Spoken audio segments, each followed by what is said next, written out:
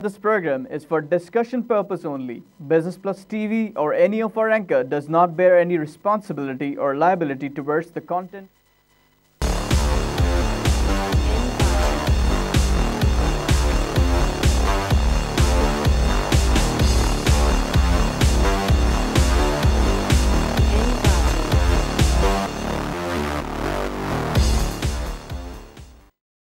This is Business Plus broadcasting live from Karachi, Pakistan. You're watching Tips of the Trade. I'm your host Tariq Khan Javed. नाज़रीन, आज का दिन बहुत ही अहम। कल रात को आपने सुना कि पाकिस्तान स्टॉक एक्सचेंज का 40% शेयर एक चाइनीज़ कंसोर्शियम को बिक गया है at the cost of 9.5 billion rupees. और ये जो है अब रास्ता खुल गया कि ये मैनेजमेंट जो है इस पर्टिकुलर ग्रुप को दे दी जाए, जिसमें 3 चाइनीज़ स्टॉक एक्सचेंज हैं और 2 एक पाकिस्तानी कंपनी पाक चाइना और हबीब बैंक 5% के साथ है। तो ये बहुत बड़ा एक माइलस्टोन था पाकिस्तान स्टॉक एक्सचेंज का, जो आज कल कंप्लीट हो गया। और अब रास्ता खुल गया है कि जो बाकी 20% शेयर्स हैं वो आप लोगों को हम लोगों को ऑफ़र हों at the rate of 28 rupees, जो कि स्ट्राइक प्राइस आप समझ लें।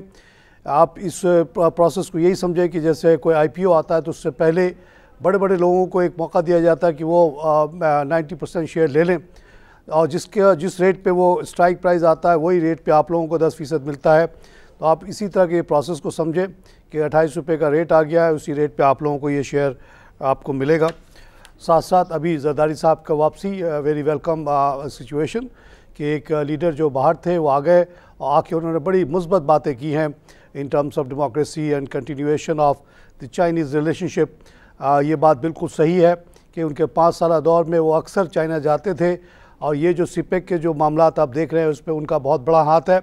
उनका एक और ख्वाब था कि जुल्फ़िकार बनाया जाए ये सिंध के अंदर केटी बंदरवारा की तरफ, जहाँ चाइनीज़ ज़मीन को भी एक्वायर करना था, साथ साथ चाइनीज़ कंपनीज़ को आके वहाँ काम करना था, फ्री ट्रेड टाइप की जोन, वो उस पर भी शायद अब कह रहे हैं कि काम करेंगे। ओके, अस्सलाम वालेकुम एकिनी साहब।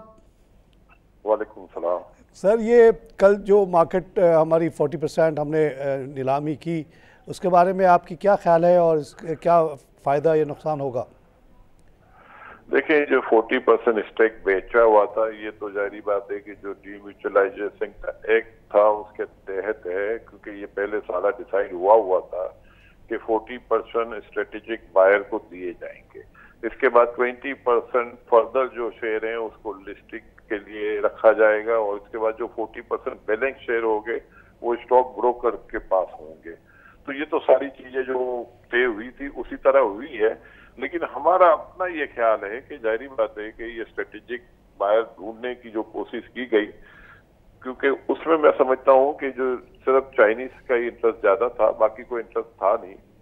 तो वैसे अगर इसकी सही मार्केटिंग की जाती तो इसकी प्राइस बहुत ज्यादा आनी चाहिए, क्योंकि ये काफी अंडर वैल्यू गया है, क्योंकि इसमें सिर्फ CDC की अपनी वैल्यू ये 28 रुपीज से ऊपर है। तो हम ये समझते हैं कि जारी बात डील तो होनी थी, लेकिन इसको अगर सही तरीके से किया जाता तो शायद ये 150 रुपए की प्राइस मिनिमम आनी चाहिए। लेकिन बहरहाल क्योंकि प्रेशर भी था गवर्नमेंट से, स्टॉक ब्रोकर्स की बातचीत हुई थी, तो उसमें तो इससे ज्यादा तो हम कुछ कह नहीं सकते, क्योंकि बहरहाल ये कार्ड की वैल्यू बहुत ज्यादा थी 2006-07 में। तो आम ब्रोकर तो बेचारे काफी नुकसान उठाया है, और इस डील से भी उनको बहुत बड़ा झटका लगा होगा। लेकिन लोग जाहिर बात परेशान काफी थे, और ये कहा जा रहा था कि डिम्यूचुअलाइजेशन करना ही करना है, तो उसके हिसाब से हो ही गया तो चलो बेहतर ही है। सर, KPMG ने 26 रुपये का जो रेट निकाला था वो कैसे निकाला था? सर जी, ये KPMG वगैरह ने जो रेट निकाले हैं ना, मुझे आज तक ये समझ नहीं आई कि ये रेट निकालते कैसे हैं। आज मुझे ये पता नहीं है, इसके अंदर CDC के वैल्यूएशन है, इसके अंदर नेशनल क्लियरिंग की वैल्यूएशन है, इसके अंदर कमोडिटी एक्सचेंज की वैल्यूएशन है। ये सारी वैल्यूएशन अगर इनके हिसाब से 26 रुपए है, तो मैं ये चैलेंज करता हूँ कि एक CDC 26 रुपए से ज्यादा है वैल्यू, मैं ये बता सकता हूँ बस। और अगर किसी की समझ में नहीं आ रहा, मेरे पास आके बैठ जाए, मैं उसको जस्टिफाई करूंगा। अच्छा सर, ये जो पैसे मिले 9.9 बिलियन के करीब, तो ये जो एग्जिस्टिंग फी ब्रोकर 40% शेयर के कितने मिलेंगे आप हिसाब कर लो, छोटी सी अमाउंट है। हाँ, 4 करोड़ रुपए के शेयर है तो 1 करोड़ 60 लाख रुपए के शेयर बेचे 16 लाख शेयर हर ब्रोकर के बेचे जाएंगे। तकरीबन कोई 200 मेंबर हैं जी। 200 मेंबर के कोई तकरीबन समझ लो ना कि 3 करोड़ 20 लाख शेयर हैं, वो 28 रुपए से बिकेंगे तो ये तकरीबन 9 बिलियन रुपए आ जाएंगे। 9 बिलियन रुपए आप डिस्ट्रीब्यूट कर दो 200 लोगों में तो each broker 4 crore 48 lakh rupees मिलेगा। और इसके बाद जो नई लिस्टिंग होगी उस लिस्टिंग से लोगों को 2 करोड़ 24 लाख रुपए मिलेंगे जी। ये है सारा। ये वो ब्रोकर्स हैं जिन्होंने अपना खून दे के इस मार्केट को बनाया है। पूरे पाकिस्तान में ये एक वाहिद इदारा था जिसकी अपनी रेपुटेशन थी, जिसकी अपनी वैल्यू थी, जो 100% ट्रांसपेरेंट था, जहां किसी किस्म की धांधली का 1% भी चांस नहीं था। लेकिन गवर्नमेंट ऑफ पाकिस्तान बड़ी ख्वाहिश थी क्योंकि वो पाकिस्तान के बाकी इदारों से बहुत अच्छा था, तो उनकी ख्वाहिश थी कि भाई ये तो कराची वालों का कब्जा है, इसको जाके बिकवाओ, इनके हाथ से निकालो। तो बहरहाल उनका भी काम हो गया, हमारी भी जान छूट गई इन लोगों के। तो ये सारी चीजें बस पे हो। करीम साहब, ये जो चाइनीज लोग आए हैं, चाइनीज को तो खुद इतना शेयर्स वेयर का पता नहीं है साहब। हमारे बाप दादाओं की चीजें हैं ये चाइनीज तो ठीक है चलाएंगे, लेकिन मेरा ये ख्याल है कि इसको जो स्टॉक ब्रोकर चला रहे थे ना वो कोई भी नहीं चला पाएगा। और जहां तक हम जानते हैं कि चाइना में तो 92 के बाद से ये स्टॉक एक्सचेंज बना। डेंजो पेंग तो कहता था बनाने नहीं दूंगा और भी कहता था बंद कर दूंगा। वो लोग तो बहुत कम एक्सपीरियंस रखते हैं इन चीजों का। इस तरीके से चाइना ने पोर्ट को लेके पोर्ट में डेवलपमेंट शुरू हो गई है इसी तरह, क्योंकि स्टॉक एक्सचेंज में इनके आने के बाद हो सकता है कि गवर्नमेंट की इंटरफेरेंस थोड़ी सी कम हो जाए, मार्केट की साइज बढ़ जाएगी, मार्केट में फर्दर लिस्टिंग आना शुरू हो जाएगी, तो उससे मार्केट को भी फायदा होगा, ब्रोकर को भी फायदा होगा। क्योंकि ये एक ऐसी चीज हुई है, थोड़ा बहुत रोने को भी दिल चाहता है और थोड़ा बहुत खुश होने को भी दिल चाहता है। बस बहुत शुक्रिया करीम देरी साहब। ये बहुत बड़े माहिर पाकिस्तान के माने जाते हैं करीम देरी साहब। उनका कहना है कि इसकी कीमत 150 रुपये होनी चाहिए थी और ये सिर्फ जो है 28 में बिक गया। इस तरह से जो आप समझ लीजिए 200 जो टिकट होल्डर्स थे उनकी वैल्यूएशन जो है बहुत कम आई है and they are not happy at all. और दूसरा ये कहना कि अभी जो और जो 20% बिकेगा वो भी अब शायद इसी रेट पे बिकेगा क्योंकि एक तरह की स्ट्राइक प्राइस डिटरमाइन हो गई। इस तरह से जो 200 टिकट्स थे कराची स्टॉक एक्सचेंज के उनकी वैल्यूएशन बड़ी अंडर हो गई है and they are not happy with this situation. लेकिन साथ साथ आखिर में उन्होंने ये भी कहा कि अब ये चाइनीज़ आएंगे तो शायद क्रॉस लिस्टिंग वगैरह से फ़ायदा हो जाए। ये बात बिल्कुल सही है कि ये बात चाइना वालों को वैसे तो इतना तजुर्बा नहीं है जैसे नैस्डैक को है या एम्स्टर्डम स्टॉक एक्सचेंज को है या लंदन स्टॉक एक्सचेंज को, क्योंकि ये लोग तो खुद नए नए शुरू हुए हैं। उससे ज़्यादा पुराने तो हम लोग हैं। हम उनको ज़्यादा सिखा सकते हैं, वो हमें कम सिखा सकते हैं। उस पॉइंट ऑफ व्यू से तो ये कोई बहुत अच्छी डील नहीं हुई। लेकिन एक बात जो मुझे समझ में आती वो ये है कि चाइना में कम्युनिस्ट गवर्नमेंट ने एक पॉलिसी के तहत बहुत ज़्यादा लोगों को स्टॉक मार्केट से इंट्रोड्यूस कराया और उनको बहुत सपोर्ट दिया। सिर्फ 5% डाल के भी वो शेयर्स ख़रीद सकते हैं और वो जिन लोगों ने शेयर्स लिए थे वो बहुत अमीर हो गए। 9 करोड़ लोग उनकी तादाद है। 9 करोड़ लोग जब पाकिस्तान मार्केट की तरफ देखेंगे और यहाँ वैल्यूएशन देखेंगे 10-15 का, तो उनको ये बहुत अट्रैक्टिव नज़र आएगा क्योंकि चाइना में इस वक्त जो वैल्यूएशन चल रही है वो 30-40 PE चल रही है। तो बहुत ज़्यादा यहाँ रिटर्न उनको नज़र आएगा, वो हो सकता है इन्वेस्टमेंट आए। नाज़रीन, इन सब बातों की वजह से आज की मार्केट जो स्टार्ट हुई तो स्टार्ट होते ही 111 प्लस पे चली गई थोड़ी देर के अंदर 46,821। उसके बाद बिल्कुल शार्पली गिरी और 198 माइनस पे आ गई, फिर ऊपर गई और ऊपर रही और क्लोज़ के वक्त थोड़ी सी नीचे ही क्लोज़ हो गई।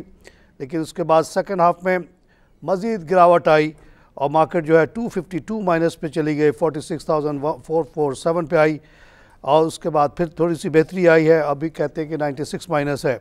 अगर पूरे हफ्ते की बात की जाए, पिछले 14-15 दिन की बात की जाए तो सिचुएशन ये रही कि पहले यानी ट्यूसडे तक 14 दिन जो चले हमारे पॉजिटिव, उसमें 4,582 का इजाफ़ा हुआ, जो मैं समझता हूँ कि बहुत तारीख़ी इजाफ़ा है। इतना इजाफ़ा कहीं और नहीं हुआ इस इतने छोटे से पीरियड में।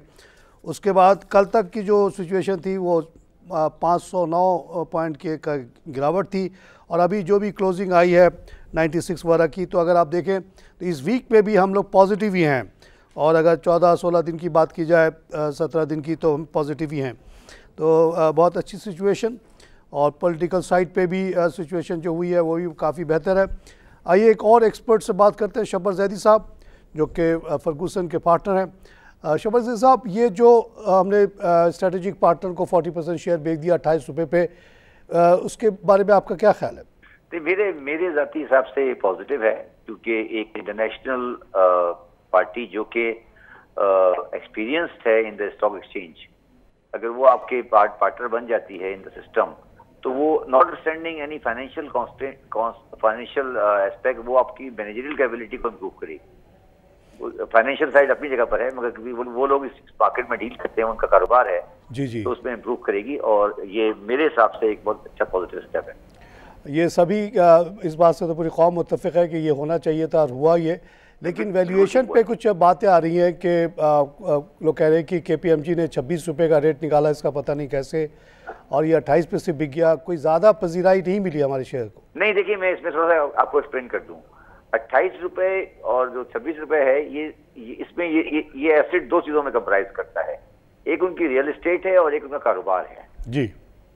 तो जो कारोबार है उसकी रिटर्न जो है वो आज जो है वो एक वो नहीं है जो हम एक्सपेक्ट कर रहे हैं, क्योंकि पाकिस्तान की जो अर्निंग है स्टॉक एक्सचेंज की, उसका अगर आप ये PE रेशियो निकालें तो 175% बनता है, जो कि बहुत PE है, मल्टीप्लायर 175 कहीं नहीं होता।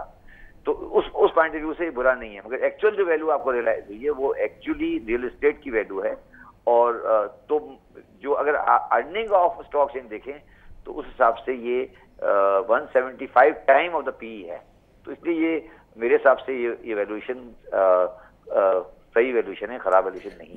विद द एसेट, जो फिक्स एसेट्स है उसको ऐड करने के बाद भी आप समझते हैं कि ये रेट सही है? मैं यही ऐड करूँ ना, अगर आप बैलेंस शीट देख लें स्टॉक एक्सचेंज की, अगर स्टॉक एक्सचेंज की बैलेंस शीट देख लें और P&L देख लें, जो अर्निंग आ रही है उसकी, देखिए वो शेयर होल्डर बन रहे हैं ना, उनको तो अर्निंग ही मिलेगी ना जी। तो उस अर्निंग का प्राइस अर्निंग रेशियो क्या देंगे वो आपको? अभी अगर आप देखें तो 28 रुपए में उनका, अगर वो रियल एस्टेट को यूज नहीं करते तो उनकी प्राइस अर्निंग रेशियो बनती है 175 टाइम जी। 175 टाइम इज टू मच। तो इसका मतलब है उन्होंने प्राइसिंग लगाई है, उसमें रियल एस्टेट की वैल्यू की लगाई है, मगर तो अगर 175 टाइम लगाई तो हम आज मैं नहीं बता सकता कि उसने कितनी प्राइस अर्निंग रेशियो स्टॉक से बिजनेस की है और कितनी वैल्यू रियल एस्टेट की, मगर इसका मतलब है कि वो प्राइस अर्निंग को भी मल्टीप्लायर अच्छा दे रहे हैं, मैं ये कह रहा हूँ। अच्छा शब्बर साहब, अब जो ये 20% शेयर रह गए वो किस रेट पे बिकेंगे? क्या इसकी कोई स्ट्राइक प्राइस समझा जाएगा 28 को? देखिए एक दूसरी बात ये इसमें एक दूसरी इंपॉर्टेंट बात ये है कि अब जब ये जो earning of the stock exchange है वो मैंने जैसे पहले आपको अर्ज किया कि वो अर्निंग ऑफ स्टॉक एक्सचेंज जो है वो प्राइस को उसकी वजह से प्राइस लगाई जाए तो वो प्राइस ये 28 नहीं आएगी, इससे कम आएगी। मगर अब मैं ये कह रहा हूँ मैनेजमेंट जब आएगी, जिस मैनेजमेंट में इन्वॉल्वमेंट आएगी चाइनीज की, और क्योंकि वो उस स्टॉक एक्सचेंज में क्योंकि वो उनका काम स्टॉक एक्सचेंज है और वो इस काम को जानते हैं और चाइनीज को वो हैंडल करते हैं, तो अर्निंग बढ़ेगी क्योंकि स्टॉक एक्सचेंज की, तो इसलिए अगली प्राइस जो होगी वो ज्यादा होगी। अच्छा, तो थोड़ी बेहतर रेट्स पे IPO आ सकता है जी इंशाल्लाह। बहुत शुक्रिया साहब आपका आपके कंट्रीब्यूशन का।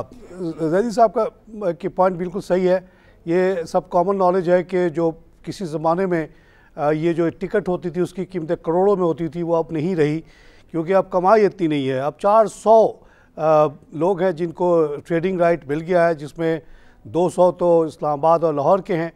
तो अब बहुत ज़्यादा ब्रोकर्स हैं, कारोबार इतना है नहीं, और जो कंपटीशन है वो इतना टफ़ हो गया है कि ज़्यादा कमीशन लेना बहुत मुश्किल हो गया है। और ज़्यादातर अब जो लोग हैं वो इलेक्ट्रॉनिक प्लेटफॉर्म पे ट्रेड कर रहे हैं, जहाँ पे रेट्स ना होने के बराबर हैं। तो स्टॉक एक्सचेंज का कारोबार जो है सच जो है बहुत ज़्यादा अट्रैक्टिव नहीं है। उस हिसाब से जैदी साहब का ये कहना सही है कि ये जो 28 रुपया भी जो है बहुत ज़्यादा रेट है, और ये अर्निंग के हिसाब से 175 PE आ रहा है। तो मगर जो कराची स्टॉक एक्सचेंज की बिल्डिंग है उसकी वैल्यूएशन को अगर आप मद्देनज़र रखें तो टू सम एक्सटेंट सही भी है। तो ये मगर अब ये कह रहे हैं कि जो नए लोग आएंगे उससे अगर कारोबार बढ़ता है, क्रॉस लिस्टिंग होती है, नए लोग आते हैं तो शायद इसकी ट्रेडिंग वैल्यू भी बढ़े और रियल एस्टेट की भी वैल्यू बढ़े। तो जो नया IPO होगा ज़रूरी नहीं है कि 28 रुपये का ही हो सकता है ज़्यादा भी हो। नाज़रीन, तो आज की मार्केट की अगर हम बात करें तो अभी 96 माइनस पे खड़ी है। तो ओवरऑल हम देखते हैं कि हम बहुत अच्छी पोजीशन में हैं। अगर आपको मैं 28 अक्टूबर पे ले जाऊं, जब बड़ा रिमार्केबल दिन था, बहुत लोग घबराए हुए थे, उस वक्त मार्केट आपकी 40,000 की थी। आज की जो क्लोजिंग आ रही है 46,600 कुछ की, बहुत ही बेहतर सिचुएशन है। लेस देन 2 मंथ में इतनी बड़ी इंक्रीज़ दुनिया में। अफरोज़ मर्चेंट साहब हमारे साथ लाइन पे हैं, director Afroz trading securities. Merchant साहब, welcome to the show sir. Thank you for inviting.